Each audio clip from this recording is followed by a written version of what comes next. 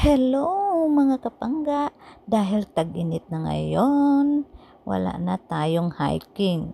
So magtampisaw na tayo sa karagatan mga kapangga.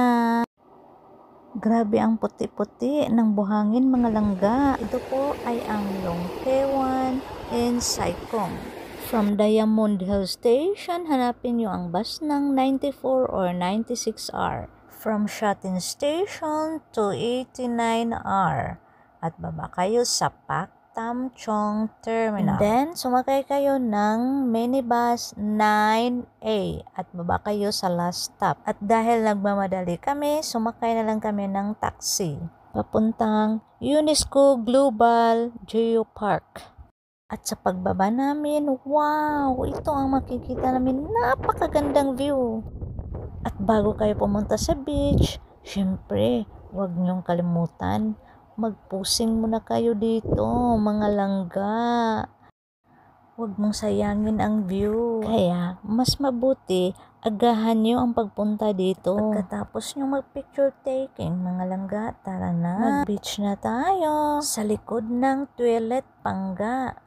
May daanan dyan patungo sa dagat ng Longkewan.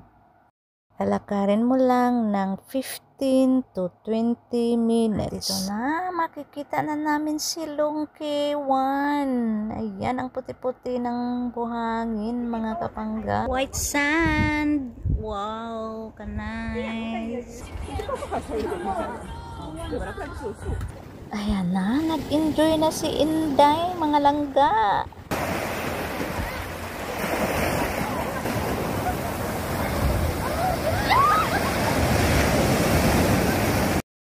At kahit alas 2 na ng hapon mga pangga, marami pa ring tao ang dumating.